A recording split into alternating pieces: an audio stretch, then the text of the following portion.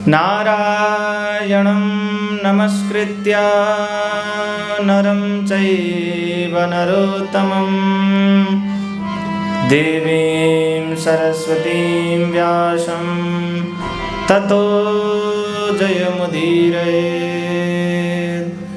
वृंदावन के वृक्ष को मर्म न जाने को, डाल डाल और पात पात श्री राधे राधे हो। बड़े सौभाग्य की बात है, आज हम सभी लोग श्रीमद् भागवत रस पान कर रहे हैं। भाग्योदयेन बहुजन्म समर्जितेन सत्संगमं च लभते पुरुषो यदा वै। जब जन्म जन्मांतर के कल्प कल्पांतर के युग युगांतर के भाग्यों का उदय होता है, तब जाकर के हमें श्रीमद् भागवत श्रवण करने को लाभ मिलता है, श्रीमद् भागवत कथा श्रवण करने का अवसर मिलता है। देखिए, भगवान के चरणों से निकली है गंगा प्यारी, भगवान के चरणों से निकली है गंगा, और भगवान के मुखारा बिंद से निकली है यह भागवती गंगा। वो भगवती गंगा, यह भागवती गंगा, इन दोनों में अंतर क्या है? देखिए, भगवती गंगा जो है स्नान करने के लिए गंगा में जाना पड़ता है, तब जाकर के स्नान कर सकते हैं, परंतु यह भागवती गंगा जो है घर घर में उपलब्ध है। देख लीजिए, आप लोग घर में बैठ कर के स्नान कर रहे हैं। और दूसरी बात, उस भगवान के चरणों से निकली हुई भगवती गंगा में अगर स्नान करना है तो आपको गहराई देख करके जाना पड़ता है। ज़्यादा गहराई में चले गए तो गोविंदाय नमो नमः। परंतु इस भागवती गंगा में जितनी गहराई में गोता लगा सकते हैं, जितना अंदर जा सकते हैं, उतना ही आनंद आने वाला है। उस भगवती गंगा में स्नान करने से हमारे बाहर के पाप धुल जाते हैं, परंतु इस भागवती गंगा में स्नान करने से हमारे अंदर के सारे कल्मश और पाप भी नष्ट हो जाते हैं। बोलिए सब लोग भागवत भगवान की, सब लोग प्रेम से बोलिए राधे राधे। सत्संग श्रवण करने का लाभ क्या है? आप कहीं भी जा रहे हैं, रास्ते में अगर कहीं श्रीमद् भागवत हो रही है, कहीं पे भजन हो रही है, तो आप कुछ देर के लिए वहाँ पर बैठ करके श्रवण कर लेना चाहिए। क्यों? सत्संग का महिमा क्या है? देखिए, एक गांव में पति और पत्नी रहा करते थे। पत्नी तो भगवान के बहुत बड़ी भक्त, जहाँ भी कथा हो रहा हो वहाँ पे दौड़ कर पहुँच जाती, जहाँ पे भजन संकीर्तन हो रहा हो पत्नी तो वहाँ पर दौड़ कर चली जाती, परंतु पतिदेव कभी कथा सुनने के लिए नहीं जाते थे। पत्नी बार बार बोलती थी, पतिदेव आप कथा श्रवण करने के लिए चले जाइए, गांव में ही कथा हो रही है, क्यों नहीं जाते? परंतु पतिदेव नहीं सुनते। एक दिन की बात है, ऐसा काम आ गया पत्नी को कि कथा श्रवण करने के लिए जाने को नहीं मिला। गांव में ही कथा हो रही थी, कभी भी नहीं छुटाती थी, एक दिन का भी कथा नहीं छूटा उनका। परंतु एक दिन ऐसा काम आ गया जिसके वजह से पत्नी कथा में जा नहीं पाई। तब जाकर के पतिदेव से कहा कि पतिदेव आज घर में कुछ काम है जिसके वजह से मैं कथा में नहीं जा पा रही हूँ, आप जाकर के श्रवण कर लीजिए और गुरुजी क्या क्या कहते हैं घर में आकर के हमें शाम को बता देना।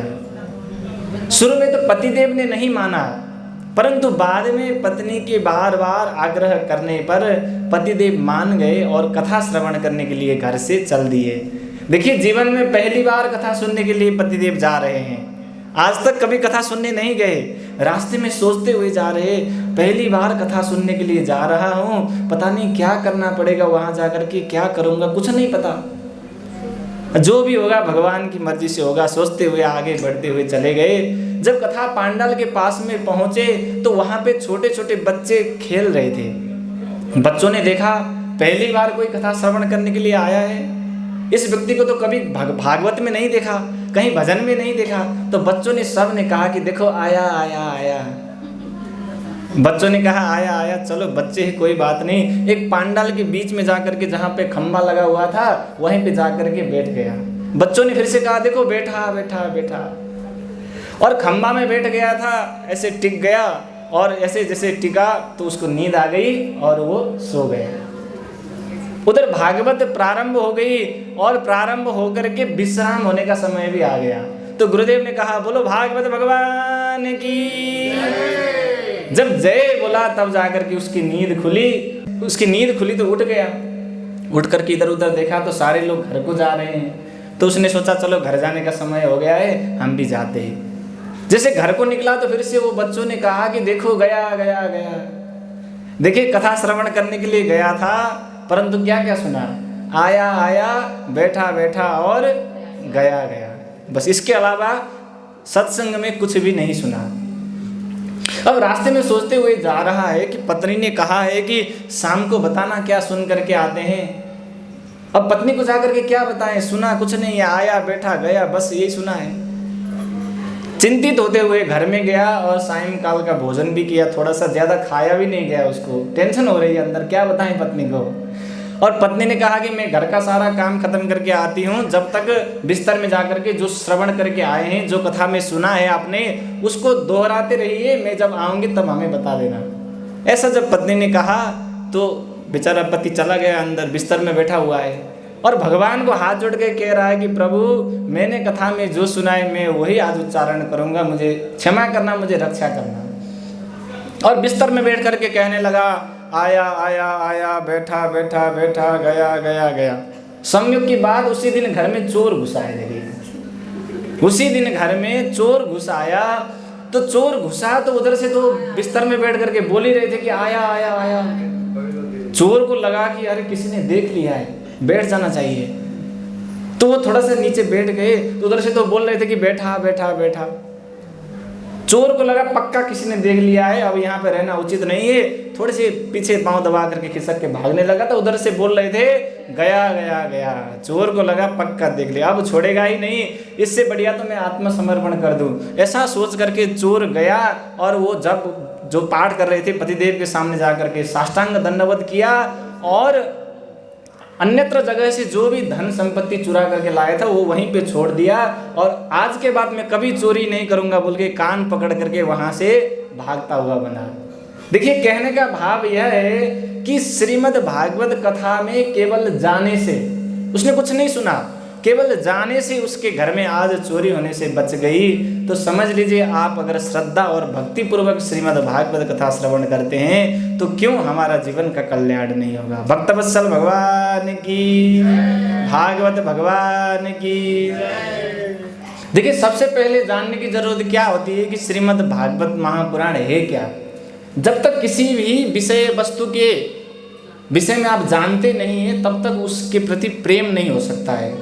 जाने बिनु नहीं होई परतीति, बिनु परतीति होई नहीं प्रीति। जब तक आपको किसी भी विषय के वस्तु के विषय में अगर पता ना चले तब तक कैसे प्रेम हो सकता है। देखिए एक व्यक्ति था जिसके पास गधे को रखा था, उसी गधे से वो अपना जीवन यापन कर रहा था, उसी को भारी ढोता और उसी से अपना जीवन यापन कर रहा था। और वो व्यक्ति नित्य प्रति गधे को नदी में स्नान करने के लिए ले जाता। एक दिन की बात है, वह गधे को स्नान कराने ले जाते समय रास्ते में एक चमकता हुआ पत्थर दिखा। उसने सोचा कि आज इसी पत्थर से गधे को रगड़ के स्नान कराऊंगा। उस पत्थर को उठाया और नदी के किनारे में चला गया और उसी पत्थर से आज गधे को स्नान करा रहा है। संयोग की बात है, एक महात्मा जी उसी रास्ते से होते हुए जा रहे थे। महात्मा जी ने देखा उसको चमकता हुआ वो पत्थर लग रहा था, वो पत्थर नहीं था, कीमती हीरा था। उस हीरे को पहचान गए महात्मा जी और महात्मा जी ने कहा अरे मूर्ख क्या कर रहा है। वो व्यक्ति कहता है देख नहीं रहे हो महाराज जी, गधे को स्नान करा रहा हूँ। किससे करा रहे हो? देखो पत्थर, चमकता हुआ पत्थर है। महात्मा जी ने कहा अरे मूर्ख ये पत्थर नहीं है, ये तो करोड़ों कीमती हीरा है। जैसे ही उसको पता चल गया कि यह हीरा है, तुरंत उसको नदी में ले जा करके 3 बार धोया उसको और अपने पहने हुए कपड़े को उतार करके उसी कपड़े में उसको लपेट करके अलमारी में ले जा करके घर में सुरक्षित जगह में रखा। थोड़ी देर पहले उसको पत्थर समझ रहा था, जब तक जानता नहीं था। जब उसको जान गया, उसको पता चल गया यह पत्थर नहीं हीरा है, तब जाकर के अलमारी में जाकर के रखा। कहने का भाव यही है कि जब तक हम किसी भी विषय के बारे में जानते नहीं, किसी भी वस्तु के विषय में, तब जाकर के उस विषय प्रति हमको प्रेम नहीं हो सकता है। तो सबसे पहले जानना जरूरी क्या है कि श्रीमद् भागवत महापुराण है क्या। श्रीमद् भागवत महापुराण है क्या, यह जब जान जाएंगे तब जाकर के हमें इसके ऊपर प्रीति होगी। प्रीति होने के बाद श्रवण करने का तो मन अपने आप लगेगा ही। भगवता प्रोक्तम भागवतम, जो भगवान के मुख से निकला हुआ है वही श्रीमद् भागवत महापुराण है। केवल भगवान के मुख से नहीं निकला है। श्रीमद् भागवता ख्योयम प्रत्यक्ष कृष्ण एव ही। श्रीमद् भागवत को साक्षात भगवान श्री कृष्ण का स्वरूप माना है। इसमें लिखे गए काले काले अक्षर केवल अक्षर नहीं है, भगवान का प्रत्यक्ष वाङ्मयी प्रतिमूर्ति रूप है श्रीमद् भागवत महापुराण। अथवा आप इस प्रकार से समझ लीजिए, भाष्यते सर्ववेदेषु गीयते नारदादिभिः वदन्ति त्रिषु लोकेषु तरन्ति भवसागरा। भाष्यते सर्ववेदेषु, भागवत में कितने अक्षर है? 4 अक्षर है। भाष्यते सर्ववेदेषु, संपूर्ण वेद वेदांत का सार ही श्रीमद् भागवत महापुराण है। निगम कल्प तरोर गलितम फलम सुखमुखादमित द्रव संयुतम पिबत भागवतम रसमालयम मुहुरहो रसिका भुवि भावुका। ये निगम रूपी वृक्ष में लगा हुआ, निगम यानी वेद रूपी वृक्ष में लगा हुआ पका हुआ एक फल है श्रीमद् भागवत। वेद वेदांत संपूर्ण धर्म शास्त्र का सार ही श्रीमद् भागवत महापुराण है। इसलिए संपूर्ण वेद वेदांत में इसका वर्णन गाया गया है। भाष्यते सर्व वेदेषु और गीयते नारदादिभिः। साक्षात नारद मुनि भी श्रीमद् भागवत महापुराण का गान करते हैं। इसलिए तो वेदव्यास जी को नारद जी ने श्रीमद् भागवत प्रदान किया। गीयते नारदादिभिः वदन्ति त्रिषु लोकेषु, तीनों लोकों में प्रसिद्ध है, तीनों लोकों में चर्चित है और कहीं उपलब्ध नहीं है श्रीमद् भागवत, केवल इस मृत्यु लोक में ही उपलब्ध है। स्वर्गे सत्य च कैलासे वैकुंठे नास्त्ययं रसः। स्वर्ग में भी नहीं है, वैकुंठ में भी नहीं है, कैलाश पर्वत में भी नहीं, कहीं भी नहीं है यह श्रीमद् भागवत रूपी रस, केवल इस मृत्यु लोक में ही है। जिसको श्रवण करने के बाद त से तरंती भवसागर, इस भवसागर से हम लोग तर जाते हैं। जन्म जन्मांतर कल्प कल्पांतर के संपूर्ण पाप नष्ट हो जाते हैं और 84 लाख योनि में जो भटक रहे हैं उससे हम लोगों को मुक्ति मिल जाती है। अगर हम लोग अपने जीवन को उद्धार नहीं कर पाते तो फिर क्या होता है? पुनरपि जननम पुनरपि मरणम पुनरपि जननी जठरे शयनम। फिर से पैदा होना है, फिर से मरना है, फिर से माँ के गर्भ में जाना है, फिर से यातना को भोगना है, फिर से 84 लाख योनि में भटकना है। इसलिए इसी जन्म में हम लोग श्रीमद् भागवत कथा श्रवण करके अपने इस 84 लाख योनि से मुक्ति अथवा छुटकारा पा सकते हैं। अथवा और सरल भाषा में समझने की कोशिश करें तो भागवत में 4 अक्षर है भागवत। भा से भक्ति, भा से क्या? भक्ति, जिसको श्रवण करने से हमारे अंदर भक्ति की जागृत होती है। अगर कोई कुछ लोग कहे कि हम लोग को भक्ति है तभी तो श्रीमद् भागवत सुन रहे हैं, तो जिसके अंदर भक्ति है उनकी भक्ति और दृढ़ हो जाएगी और मजबूत हो जाएगी। और ग से ज्ञान, ग और य का संयोग होके ज्ञा बनता है, तो ग से ज्ञान की प्राप्ति हो जाती है। जब ज्ञान की प्राप्ति हो जाती है तब स्वतः वैराग्य आ जाता है। क्या सही है क्या गलत है जब पता चल जाएगा संसार में, तब जाकर के इस संसार से स्वतः वैराग्य आ जाता है। जब भक्ति ज्ञान और वैराग्य हृदय में स्थापित हो जाए उसके बाद त से तरंती भवसागर, इस भवसागर से तर जाते। भक्तवत्सल भगवान की। सब लोग एक बार बोल दीजिए राधे राधे। और जोर से बोलिए। समझ गए आप लोग भागवत क्या है? तो भागवत क्या है जब समझ गए तो मन में यही इच्छा होती थी, भागवत तो समझ गए, अब लगाने की इच्छा है, भागवत करना है। तो भागवत करना है तो इसका विधान क्या है? सबसे पहले तो जानना पड़ता है श्रीमद् भागवत करने के लिए विधान क्या है, कैसे करना पड़ेगा। तो सबसे पहले बात आती है पैसे की। टका धर्म टका कर्म टका ही परमोच्यते यस्य पार्श्वे टका नास्ति हा टका टकटकायते। देखिए सबसे पहले आते हैं पैसे की बात। जब तक धन ना हो तब तक श्रीमद् भागवत नहीं हो सकती है। तो कितना धन लगता है श्रीमद् भागवत में? सबका यही प्रश्न रहता है, कितना खर्चा आएगा? श्रीमद् भागवत कराना तो हम भी चाहते हैं, परंतु खर्च कितना आएगा ये नहीं पता। तो सनकादि ऋषि आज नारद जी को श्रीमद् भागवत का विधान श्रवण करा रहे हैं। सनकादि ऋषि कहते हैं विवाहे यादृशम वित्तम तादृशम परिकल्पयेत। जैसे विवाह करने में जितना खर्च लगता है उतना ही खर्च श्रीमद् भागवत करने के लिए लगेगा, ऐसा सोच करके आगे बढ़ना चाहिए। देखिए विवाह तो सब लोग करते हैं, बच्चे होते हैं, अपने बेटा बेटी सबका विवाह करते हैं। कितने भी गरीब से गरीब पिता हो, ऐसा तो नहीं है कि मतलब अपने बच्चों का शादी ना करें। शादी तो सब लोग करते ही हैं, चाहे कितने भी गरीब हो चाहे कितने भी अमीर हो। अमीर लोग उसी हिसाब से खर्च करके करते हैं तो गरीब लोग उसी हिसाब से खर्च करते हैं। तो अपना सामर्थ्य के अनुसार श्रीमद् भागवत में भी जैसे विवाह में खर्च करते हैं वैसे ही श्रीमद् भागवत में भी खर्च करना चाहिए, ऐसा सनक आदि ऋषि कह रहे हैं। अब खर्च की तो व्यवस्था हो गई, खर्च की व्यवस्था होने के बाद अब क्या जानना पड़ेगा? मुहूर्त जानना पड़ेगा, मुहूर्त दिखवाना पड़ेगा। दैवज्ञम तो समाहूय मुहूर्तम पृच्छयत्नतः। अच्छे विद्वान ज्योतिषी को बुला करके श्रीमद् भागवत कब से करना है ऐसा निर्णय कर लेना चाहिए। देखिए जो सकाम भाव से श्रीमद् भागवत आयोजना करते उनके लिए मुहूर्त बताया गया है। और इसी महात्म्य के तृतीय अध्याय में कहते हैं सदा सेव्या श्रीमद् भागवती कथा कहते हैं। ये श्रीमद् भागवत कभी भी सुन सकते हैं, हमेशा सुनने योग्य है, ऐसा कहा है। वो किसके लिए? जो निष्काम हिसाब से करते हैं, जो अपने कामनाओं की पूर्ति के लिए करते हैं, उनको तो नियम में रह करके मुहूर्त निकाल करके ही श्रीमद् भागवत श्रवण कर लेना चाहिए। अब डेट भी फिक्स हो गया, धन का व्यवस्था भी हो गया, डेट भी फिक्स हो गया। अब क्या करना चाहिए तीसरे नंबर में? तो सनकादि कहते हैं अपने जितने भी रिश्तेदार है, आस पड़ोसी है, जो भी श्रीमद् भागवत सुनने के लिए लालायित रहते हैं, जो रसिक जन है, जो भावुक जन है, उनको पत्र भेज करके निमंत्रण करना चाहिए, निमंत्रणा देना चाहिए। देखिए आजकल समय के हिसाब से पत्र भेजने का सिस्टम तो नहीं बचा। अब तो मोबाइल में वीडियो कॉल करें अथवा मैसेज करके भेज दें निमंत्रणा। कैसे भी भेजना चाहिए, कैसे लिखना चाहिए निमंत्रणा, ये भी इसमें लिखा है।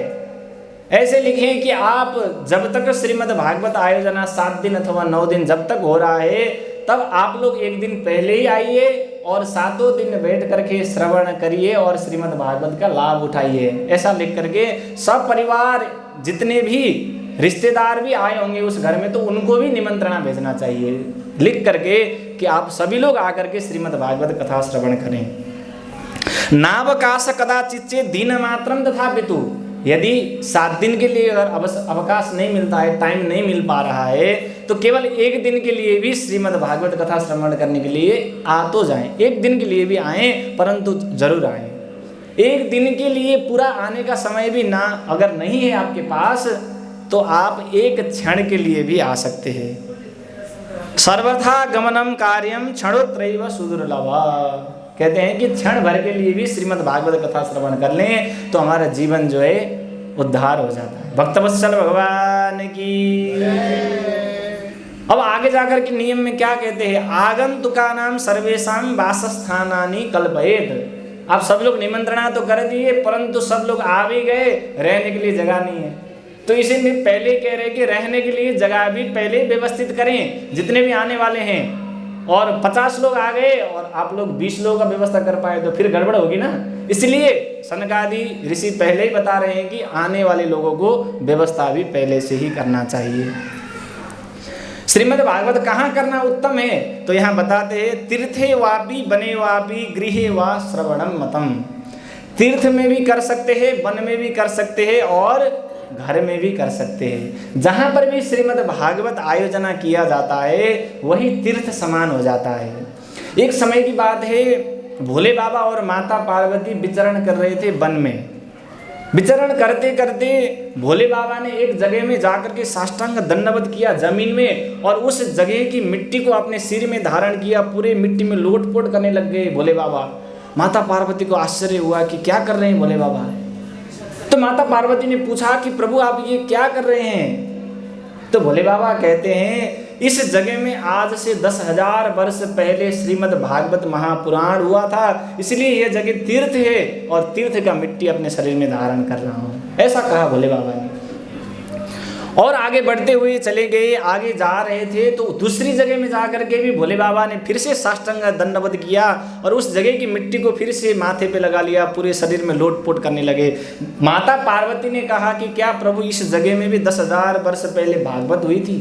तो भोले बाबा कहते नहीं देवी, इस जगह में आज के बाद 10,000 वर्ष बाद श्रीमद् भागवत आयोजना होने वाला है इस जगह में, इसलिए यह तीर्थ समान है और इस तीर्थ का मैं मिट्टी अपने शरीर में धारण कर रहा हूँ। सोच लीजिए, समझ लीजिए, आप लोगों के घर में श्रीमद् भागवत हो रहा है तो यहाँ पे भागवत आयोजना होने के लिए कितने वर्ष पहले से जो है सुनिश्चित था इस जगह। उसके ऊपर भी आप लोग साथ साथ ब्राह्मणों के बीच में बैठ करके श्रीमद् भागवत कथा श्रवण कर रहे हैं। देखिए, एक ब्राह्मण भी अगर घर में चरण रख देते हैं, उस घर पवित्र हो जाता है, वहाँ के संपूर्ण भूत प्रेत बाधा नष्ट हो जाते हैं। तो यहाँ तो साथ साथ ब्राह्मण श्रवण करा रहे हैं और ऐसे ऐसे विद्वान आचार्य, ऐसे ऐसे विद्वान गुरुजी श्रीमद् भागवत कर रहे हैं, तो हमारे तो अहो भाग्य है। भक्तवत्सल भगवान की। अब आगे की बात क्या आती है, जिस जगह में हमको श्रीमद् भागवत महापुराण करना है, उस जगह को सबसे पहले बढ़िया से धोना है, उसके बाद गोबर से लेपन करना है, मंडप को सुंदर सजाना है, कदली खंड मंडिता, केले का खंबा लगाना है, चारों तरफ बांस लगाना है, गन्ना लगाना है और सुंदर जितने भी हो सके ध्वजा पताके से मंडप को सजाना है। फल फूल नैवेद्य जो भी सजा सकते हैं, फूल से जितने भी रंगी चंगी बना सके उतना सुंदर अपने सामर्थ्य के हिसाब से मंडप को सजाएं। ऊर्ध्वम सप्तैव लोकाश्च कल्पनीया सविस्तरम। आप लोगों को गुरुजी कहते हैं ना कि ऊपर पूजा करिए, ऊपर पूजा करिए। तो ऊपर क्या है, तो ऊपर 7 लोगों का हम लोगों ने आवाहन किया है। तो ऐसे करके नियम पूर्वक हम लोग सुबह पूजा करते हैं। अब दूसरी बात आती है, बैठना किस तरफ चाहिए, वक्ता को किस तरफ बैठना चाहिए और श्रोता को किस तरफ बैठना चाहिए। तो कहते हैं अगर वक्ता पूर्व की तरफ मुंह करके बैठे हैं तो श्रोता को उत्तर की तरफ मुंह करके बैठना चाहिए। अगर वक्ता उत्तर की तरफ मुंह करके बैठे हैं तो श्रोता को पूर्व की तरफ मुंह करके बैठना चाहिए। देखिए, सब जगह में यह संभव नहीं होता है कि मतलब पूर्व उत्तर ही करना है। देखिए, सामने भी बैठे पश्चिम तरफ मुंह हो रहा है, तो इसका उपाय क्या है, विकल्प में बताते हैं, अथवा पूर्व दिग्गेया पूज्य पूजक मध्यदा। इस प्रकार समझ लेना चाहिए, जो यहाँ पे लक्ष्मी नारायण कलश स्थापना किया है, श्रीमद् भागवत रखा हुआ है, उसी को सूर्य के समान मान करके उसके तरफ मुंह करके बैठने से पूर्व हो जाएगा। इधर से बैठने वालों को भी ये पूर्व है, हमारे लिए भी पूर्व है। आप लोग उधर से बैठे तो ये भी पूर्व है, इधर से बैठने वालों के लिए भी पूर्व है। भक्तवत्सल भगवान की। अब इसके बाद वक्ता की बात आती है, वक्ता कैसे होना चाहिए। विरक्तो वैष्णवो विप्रो वेद शास्त्र विशुद्धिकृत दृष्टांत कुशलो धीरो वक्ता कार्योति निष्प्रिय। जो कथा कहने वाले वक्ता हैं वो विरक्त होना चाहिए, किसी भी चीज का लोभ मोह लालच ईर्ष्या मद नहीं होना चाहिए। वैष्णव होना चाहिए, विप्र होना चाहिए, वेद शास्त्र विशुद्धिकृत, वेद शास्त्र को अच्छे से अध्ययन किए होना चाहिए। दृष्टांत कुशलो, दृष्टांत दे करके, जो श्रीमद् भागवत में तो बहुत गूढ़ अक्षर में लिखा हुआ है, हम सभी लोग नहीं समझ पाते हैं, तो उसको सरल तरीके से समझा सकें, ऐसे दृष्टांत दे दे करके गुरुजी समझा सके, ऐसे होना चाहिए। धीरो यानी बुद्धिमान होना चाहिए। ऐसे व्यास जी हो तो ऐसे व्यास जी को आवाहन करें। आप लोगों को तो कितने सौभाग्य की बात है, हमारे गुरुजी 80 वर्ष के हो गए हैं, जिन्होंने 15 साल की उम्र से श्रीमद् भागवत की सेवा किया है। जीवन भर अपना पूरा जीवन निकाल दिया श्रीमद् भागवत की सेवा करने में। बोलिए सदगुरुदेव भगवान की। ऐसे सदगुरुदेव के मुखारविंद से आप लोग श्रीमद् भागवत कथा श्रवण कर पा रहे हैं, ये आप लोगों की बड़ी सौभाग्य की बात है। कब कोई श्रवण कर पाए ना कर पाए किसी को कुछ नहीं पता है, परंतु आप लोगों को जब मौका मिला है अगर, तो इस मौके का फायदा उठा लीजिए। आप लोग नियम पूर्वक बैठ करके श्रवण कर लीजिए, फिर से ऐसा मौका आपको शायद ही मिल पाएगा। भक्तवत्सल भगवान की। इस प्रकार से वक्ता होना चाहिए। वक्ता के बाद पंडितः संशय क्षेत्या, पंडित कैसा होना चाहिए, जो जजमानों के मन में जो संशय हो उस संशय को भी भेदन कर सके, ऐसे होना चाहिए। और नियम और बतलाते हुए कहते हैं वक्त्रा क्षौरम प्रकर्तव्यम। वक्ता जितने भी होते हैं और वक्ता के साथ जो परिकर होते हैं, जो जजमान गण होते हैं, सब लोगों को क्षौर कर्म कराना चाहिए, मुंडन करना चाहिए, ऐसा लिखा है श्रीमद् भागवत में। आजकल बहुत कम मिलता है, इतने लंबे लंबे बाल रख करके व्यास जी कथा कर रहे हैं, लेकिन भागवत में नियम लिखा है वक्ता क्षौरम प्रकर्तव्यम, क्षौर कर्म करना चाहिए, नियम पूर्वक लिखा है। और अरुणोदयोसो निर्वत्य शौचम स्नानम समाचरेत, सूर्य उदय होने से पहले जाग जाना चाहिए, सूर्य उदय होने से पहले जाग जाना चाहिए और अपना जो नित्य कर्म है उसको संक्षेप में करना चाहिए, संक्षेप में अपने नित्य कर्म समाप्त करना चाहिए। नित्यम संक्षेपतः कृत्वा, इसमें लिखा है कि नित्य कर्म जो आप नित्य पूजा करते हैं अथवा संध्या वंदन करते हैं अथवा कोई जप करते हैं तो आप कहो कि नहीं मैं तो 20 माला करके ही उठती हूँ, ऐसा नहीं होना चाहिए। श्रीमद् भागवत आयोजना हो रहा है घर में तो उस 20 माला को 1 माला करके संक्षेप में करके आप लोगों को उठ जाना चाहिए और समय पर मंडप में आकर के संपूर्ण स्थापित देवी देवता को पूजन करना चाहिए। कथा में किसी भी प्रकार का विघ्न ना आवे उसके लिए सबसे पहले गुरु गणेश का पूजा करना चाहिए। गणेश जी का पूजन करने के बाद मंडप में स्थापित संपूर्ण देवी देवता का षोडशोपचार से विधि पूर्वक पूजन करने के बाद उसके बाद भागवत की पूजा करना चाहिए। भागवत महापुराण पूजा करते समय आप लोगों को हाथ में एक नारियल लेकर के प्रार्थना करना चाहिए, श्रीमद् भागवता ख्योयम प्रत्यक्ष कृष्ण एव ही स्वीकृतोसि मया नाथ मुक्त्यर्थम भवसागरे। इस प्रकार से ये श्रीमद् भागवत महापुराण हम लोगों को मुक्ति प्रदान करने वाली ग्रंथ है ऐसा बोल करके श्रीमद् भागवत में श्रीफल यानी नारियल चढ़ाना चाहिए। भागवत पूजन करने के पश्चात व्यास जी का पूजन करना चाहिए। वक्तारम चाथ पूजयेत, वक्ता को पूजन करते समय क्या कहना चाहिए, सुखरूप प्रबोधज्ञ सर्वशास्त्र विशारद एतत् कथा प्रकाशेन मदज्ञानम विनाशय। सवेरे आप लोगों को गुरुजी ने उच्चारण करवाया था, इस श्लोक को उच्चारण करवा करके आप लोगों ने व्यास जी का पूजन किया था। इस प्रकार से व्यास जी का पूजन करना चाहिए। वर्णम पंच विप्राणाम, 5 ब्राह्मणों को वर्ण करना चाहिए। कथा में किसी भी प्रकार का विघ्न बाधा ना आवे उसके लिए 5 ब्राह्मण को वर्ण करना चाहिए। आप लोगों ने नियम पूर्वक किया है, 5 ब्राह्मण है यहाँ पे वर्ण करके रखे हुए, बिल्कुल नियम पूर्वक श्रीमद् भागवत का आयोजना हो रहा है। यहाँ पे 5 ब्राह्मण को वर्ण करना चाहिए जो द्वादशाक्षर मंत्र का जप करते रहे। और कथा में बैठने के बाद आप लोगों को सारे इधर संसार के प्रपंचों को भूल जाना चाहिए। घर में दामाद जी आए कि नहीं आए, फूफा जी आए कि नहीं आए, बुआ जी आए कि नहीं, मामा जी आए कि नहीं, ताऊ जी आए कि नहीं आए, कोई नहीं आते कथा में। कथा में दामाद जी नहीं आते, बुआ जी भी नहीं आती हैं, भांजे भांजे भी नहीं आती है, कोई नहीं आते। जो गेट के अंदर आते वो भक्त होते, कोई रिश्तेदार नहीं आते। दामाद जी तो अपने ससुराल जाते हैं, भागवत में थोड़ी आते हैं। बुआ जी अपने मायके जाती हैं, भागवत में थोड़ी आती हैं।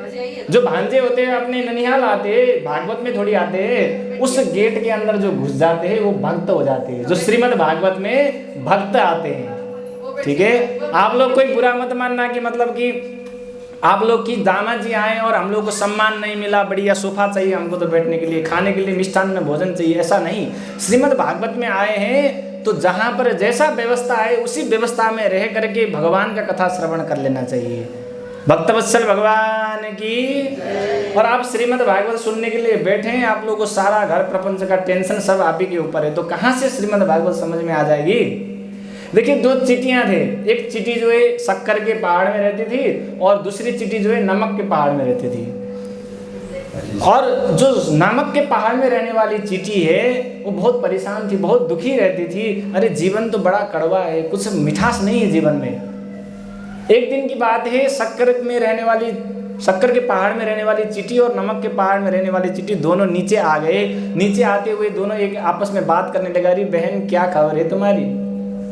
तो नमक के पहाड़ में रहने वाली चींटी कहती है, क्या बताऊं बहन, बहुत कष्ट है, जीवन बहुत दुखमय है, कभी सुख शांति नहीं, कहीं मिठास नहीं है।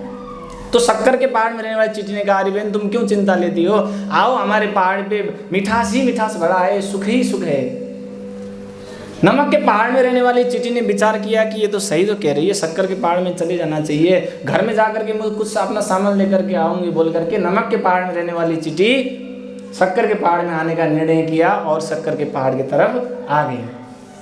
और 2 दिन हो गया, 3 दिन हो गया, परंतु उस नमक के पहाड़ में रहने वाली चींटी को कुछ आनंद नहीं आ रहा है, कुछ मिठास नहीं आ रहा है। तो शक्कर के पहाड़ में रहने वाली चींटी से कहती है कि अरे बहन कुछ मजा ही नहीं आ रहा है, शक्कर के पहाड़ में ऐसा ही लग रहा है जैसे मैं नमक के पहाड़ में रहती थी। तो शक्कर के पहाड़ में रहने वाली चींटी ने कहा कि तुम्हारा मुंह ये भारी भारी सा क्या लग रहा है, दिखाओ थोड़ा। तो उसके मुंह खोल करके देखा तो नमक के पहाड़ में रहने वाली चींटी के मुंह में इतना बड़ा दाना नमक का भरा हुआ था। तो शक्कर के पहाड़ में वाली रहने वाली चींटी ने कहा कि अरे बहन, तुम यहाँ पे शक्कर के पहाड़ में आ गई हो तो नमक लाने की क्या जरूरत थी। तो नमक में रहने वाली पहाड़ वाली चींटी कहती है कि क्या बताऊँ बहन, क्या पता इधर कोई समस्या आ जाए, आदत लगी हुई है इसीलिए मुंह में डाल के लाई थी। तो शक्कर के पहाड़ में रहने वाली चींटी ने उसके मुंह से नमक को निकाला और शक्कर पानी से कुल्ला करवाया, तब जाकर के नमक के पहाड़ वाली चींटी कहने लगी, अरे बहन बहुत बड़ा अच्छा जीवन है, बहुत स्वादिष्ट है, बहुत मिठासपूर्ण जीवन है। ऐसे ही आप लोग ये घर के सारे प्रपंच, नमक रूपी पहाड़ वाले प्रपंच को घर के बाहर ही छोड़ करके इस शक्कर रूपी श्रीमद् भागवत महापुराण में अगर बैठते हैं तब जाकर के आपको इस भागवत का स्वाद मिल सकता है। नहीं तो आपको उसी नमक के पहाड़ में रहने वाली चींटी के जैसे ही घर के प्रपंचों में ही आपका सारा दिमाग लगा रहता है और श्रीमद् भागवत सुनने के बाद भी कुछ फल नहीं मिलता है। भक्तवत्सल भगवान की इस प्रकार से नियम को बतलाते हुए और आगे क्या कहते हैं, सूर्योदय आरभ्य शारदात्री प्रहरांतकम, सूर्योदय से लेकर के श्रीमद् भागवत आयोजना करें, उसके बाद मध्याह्ने घटिका द्वयम, 2 घड़ी के लिए विश्राम करें। 2 घड़ी मतलब एक मुहूर्त जो 48 मिनट का होता है, आज गुरुजी ने भी कथा में बताया था। उतने समय के लिए दोपहर में विश्राम करें और विश्राम करते समय जो संगीत में बैठे हुए हैं वो भजन संकीर्तन करना चाहिए। और जो 48 मिनट के लिए जो भजन संकीर्तन करते समय और लोगों का जलपान जो होता है उसके बाद संकीर्तन वाले जो भजन करें और सब लोग यहाँ उपस्थित होने के बाद फिर संगीत वाले जा करके भोजन कर सकते हैं। ऐसा कहा है कि मतलब जो विश्राम का समय होता है उस समय कीर्तन होना चाहिए।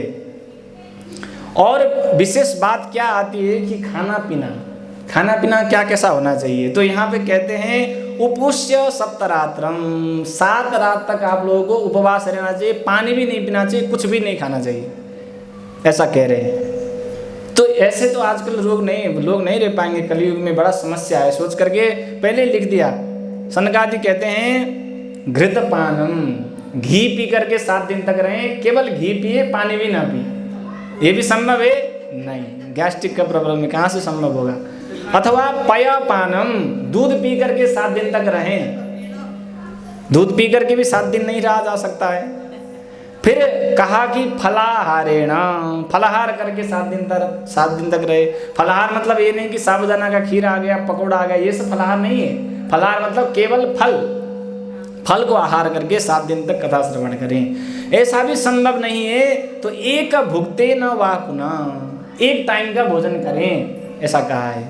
आजकल वो भी संभव नहीं हो रहा है तो सनकादि ऋषि ने लिख दिया कि भोजनम तो वरम मन्ये कथा श्रवण कारकम नोपवास वर प्रोक्ता कथा विघ्न करो। यदि कथा श्रवण करते समय आपका पूरा मन खाने में जा रहा है, अरे बहुत बड़ा खुशबू आ रहा है, बहुत अच्छा खुशबू आ रहा है, नहीं मन नहीं लग रहा है, चलो खाने के लिए चलें, अगर आपके आत्मा अगर ऐसा कह रही है तो कथा में बैठ करके उसका कोई फल नहीं मिलने वाला है। इसलिए आप लोगों को किसी प्रकार का विघ्न बाधा ना आवे, उसके लिए पेट भर के भोजन करके भी श्रीमद् भागवत कथा श्रवण कर सकते हैं। उपवास किसे कहते हैं, इसको समझने की बात है।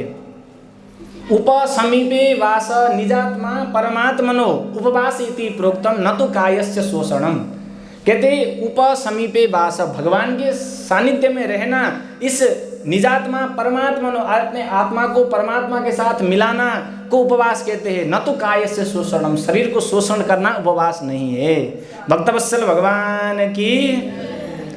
और आगे नियम बतलाते हुए कहते हैं ब्रह्मचारी रहें, अधा सुप्ति, बिस्तर में नहीं सोना चाहिए, चारपाई में नहीं सोना चाहिए, अधा सुप्ति, नीचे बिस्तर लगा करके नीचे सोना चाहिए। पत्रावल्याम तो भोजनम, भोजन किस में करना चाहिए, पत्ते में भोजन करना चाहिए और थाली वाली में भोजन नहीं करना चाहिए। द्विदलम मधु तैलम च गरिष्ठान्नम तथैव च, गरिष्ठ अन्न जो तेल में तला हुआ चीज़ है, ऐसे भारी चीज़ नहीं खाना चाहिए, क्योंकि कथा में बैठते हैं तो फिर तकलीफ होता है, गैस बनता है, बहुत सारे प्रॉब्लम होती है, इसलिए ऐसे भोजनों को निषेध किया है। कामम क्रोधम मदम मानम मत्सरम लोभमेव च, कथा में बैठते समय काम क्रोध लोभ मोह मद मत्सर इन सब चीज़ को बाहर छोड़ के आना चाहिए। देखिए कथा श्रवण करने के लिए बैठते हैं तो हमारे हृदय पर भगवान आकर के विराजमान हो जाते हैं, और भगवान आते तो देखते हैं इसके अंदर तो काम क्रोध लोभ मोह मद मत्सर भरा हुआ है, तो भगवान थोड़ी आएंगे। कोई भी व्यक्ति कहीं नए जगह में जाता है तो सुंदर साफ सफाई देखता है, तो भगवान इस हृदय में आने के लिए हमारे अंदर का साफ सफाई नहीं देखेंगे, जरूर दिखेंगे। इसलिए अपने काम क्रोध लोभ मोह को त्याग करके कथा में बैठ करके कथा श्रवण करेंगे तो भगवान आकर के भी विराजमान हो जाते हैं, और भगवान आते तो भक्ति महारानी भी हमारे हृदय में आकर के विराजमान होती है, और कथा श्रवण करने का लाभ हमें मिलता है। निंदान वर्जयेत, किसी का निंदा नहीं करना चाहिए, एक दूसरे की चुगली नहीं करना चाहिए कथा में बैठने के बाद, केवल कथा श्रवण करना चाहिए, एक आपस में बातचीत भी नहीं करना चाहिए। और कैसे कैसे लोगों को कथा श्रवण करने से फल मिलती है, ऐसे कहते हैं अनपत्यो, जिसके कोई संतान नहीं है ऐसे लोग श्रद्धा पूर्वक कथा श्रवण करें तो उनके संतान हो जाएंगे। जिनके गर्भ नष्ट हो रहे हैं बारंबार, तो ऐसे लोग भी श्रद्धा पूर्वक कथा श्रवण करें तो गर्भ भी रह जाएगा। मोक्ष काम, जो मोक्ष चाहते हैं, जो भक्ति चाहते हैं, जो धन संपत्ति चाहते हैं, जो भी अपनी मनोकामनाएं, संपूर्ण मनोकामना को पूरा करने वाली श्रीमद् भागवत साक्षात कल्प वृक्ष है। जो भी आप लोग चाहते हैं वो सब पूरा हो जाता है श्रवण करने से। इसलिए श्रद्धा और भक्ति पूर्वक कथा को श्रवण करना चाहिए। और कथा प्रारंभ होने के बाद बीच बीच में जय शब्द, नमः शब्द, जय जयकार होना चाहिए। आप लोग गुरु जी जय बोलिए बुलाते हैं, क्यों बुलाते हैं कि नियम में लिखा है जय होना चाहिए, शंख ध्वनि होना चाहिए, जयकार होना चाहिए। ऐसे करके बीच बीच में सब लोग जयकार लगाते हुए श्रीमद् भागवत कथा श्रवण करना चाहिए। और कथा श्रवण करने के बाद विश्राम के समय में विरक्तस्येद भवे श्रोता गीता वाच्या पर्यनी, जो निष्काम भाव से सन्यासी लोग अगर श्रीमद् भागवत का आयोजन करते हैं तो नित्य प्रति विष्णु सहस्त्र नाम अथवा गीता का पाठ करने के बाद उसका विश्राम कर सकते हैं। जो गृहस्थी लोग होते हैं उनको विधि पूर्वक नित्य प्रति हवन करना चाहिए। दसम स्कंद के प्रत्येक एक एक श्लोक से नित्य प्रति हवन करना चाहिए। और कथा में जो भी विघ्न बाधा बना हो उसके शांति के लिए भगवान के सहस्र नाम का पाठ करना चाहिए। विष्णु सहस्र नाम, गोपाल सहस्र नाम, किसी भी सहस्र नाम का भगवान का पाठ नित्य प्रति करना चाहिए।